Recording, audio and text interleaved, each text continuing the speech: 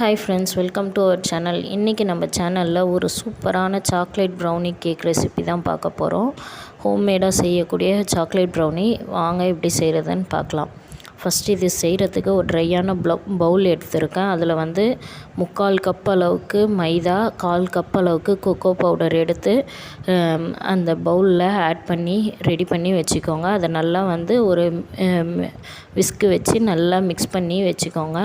அடுத்து dark chocolate melt பண்ண போகிறேன். டபுள் பாயிலிங் மெத்தடில் ஒரு கிண்ணத்தில் தண்ணி நல்லா கொதிக்க வச்சுட்டு அதுக்கு மேலேயே இன்னொரு கிண்ணத்தில் நான் 3/4 கப் அளவுக்கு டார்க் சாக்லேட் எடுத்திருக்கேன். அதை போட்டு நல்லா மெல்ட் பண்ணிக்கோங்க. அது கூடவே 100 கிராம் அளவுக்கு அன்சால்ட்டட் பட்டர் எடுத்திருக்கேன்.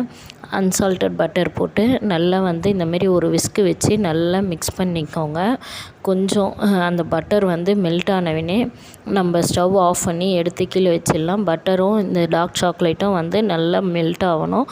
சாக்லேட் ஓரத்தில் கட்டியாக இருக்கும். ஸோ அதனால் அந்த கட்டிகள் இல்லாத அளவுக்கு நல்லா மெல்ட் பண்ணிக்கணும். அது கூடவே 1 கப் அளவுக்கு நான் நாட்டு சர்க்கரை எடுத்துருக்கேன். பவுடர் சுகர்லாம் எதுவும் ஆட் பண்ணலை. ஸோ நாட்டு சர்க்கரை எடுத்து அதுவுமே கொஞ்சம் லைட்டாக அந்த டார்க் சாக்லேட் ஹீட் இருக்கும் போதே போட்டிங்கன்னா கொஞ்சம் நல்லா மெல்ட் ஆகிடும் ப்ரௌன் சுகருமே. அடுத்து இந்த அளவுக்கு நல்லா மெல்ட் ஆகிட்டவுடனே 3 முட்டையை உடச்சி அதில் ஆட் பண்ணிக்கிட்டு 1 ஸ்பூன் அளவுக்கு வெனிலா எசன்ஸ் போட்டு அதையுமே நல்லா அந்த விஸ்காலேயே நல்லா பீட்டர் வச்சு நல்லா பீட் பண்ணிக்கணும். அது கூடவே நம்ம ரெடி பண்ணி வச்சுருந்த ட்ரை இன்க்ரீடியண்ட்டையுமே ஆட் பண்ணி இந்த அளவுக்கு கரெக்டான பேட்டரை ரெடி பண்ணி ஒரு 10 நிமிஷம் வச்சுக்கோங்க. அடுத்து இந்த ஸ்டேஜ்லேயே நம்ம குக்கர் ப்ரீஹீட் பண்ணி வச்சுருக்கேன் நான் ஒரு 10 நிமிஷம். அது கூடவே நம்ம இந்த பேட்டரில் உங்களுக்கு தேவைப்பட்ட பாதாம், முந்திரி எதனா நட்ஸ் இருந்தால் பொடியாக ஆட் பண்ணிக்கிட்டு இந்த அளவுக்கு கேக் டின்னில் நான் இன்றைக்கி ரவுண்ட் டின்னில் தான் பேக் பண்ண போகிறேன்.